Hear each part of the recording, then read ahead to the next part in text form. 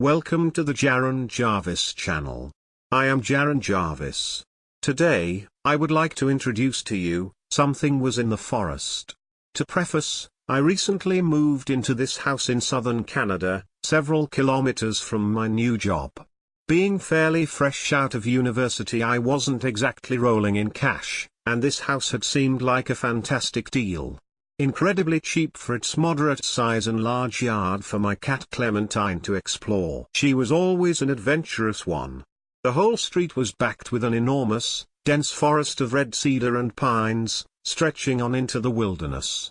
Anyway, I'd driven all the way down from my rented apartment to here, and had settled in nicely.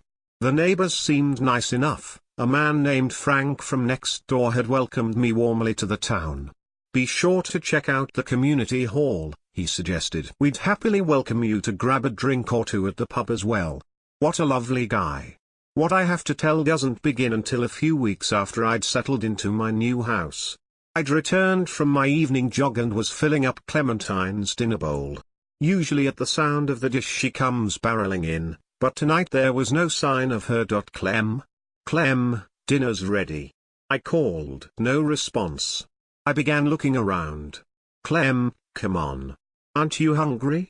I eventually found her at the back door, staring out through the wire screen into the night. She seemed to be intently focused on something out in the darkness. I peered out but couldn't seem to see anything. "What's wrong, Clem?" I asked. It was only then I realized her hair was standing on end. She let out a low hiss and sprinted off upstairs, entirely ignoring her dinner. Weird. I shrugged it off and decided Clem wasn't in the mood for socializing. She must have just gotten spooked by a rabbit or a bat, I thought. That was all. Several hours later, I was lounging in my armchair scrolling through Twitter when I heard a gentle knock at my back door. I glanced up and listened for a moment. "Hello? Mark, are you there?" It was Frank, my neighbor.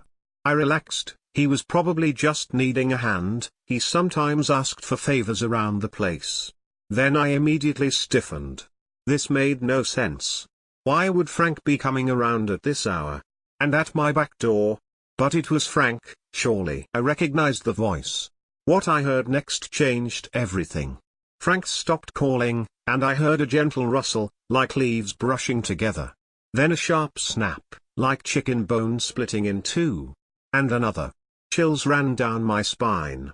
This was wrong, very wrong. I could feel it. I stared at the door for a moment, then as quietly and quickly as I could slipped into the closet and placed the detached handle of a broom over the inside handle the closet had.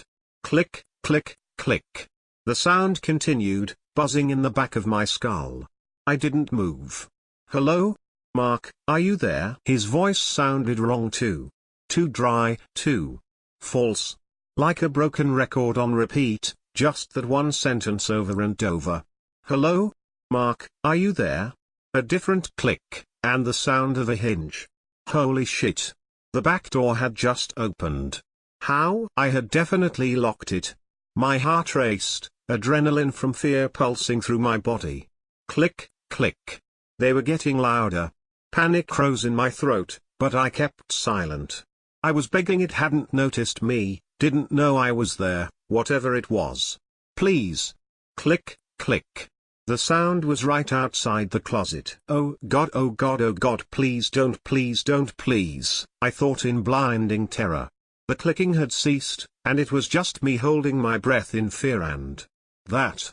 I swear I was there for an hour, though it could have been a minute for all I know. Click.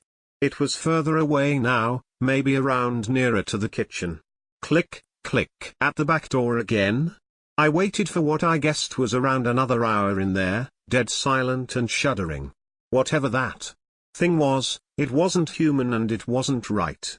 At some point I must have fallen asleep, because I woke up to gentle sunlight shining through the cracks of the closet door.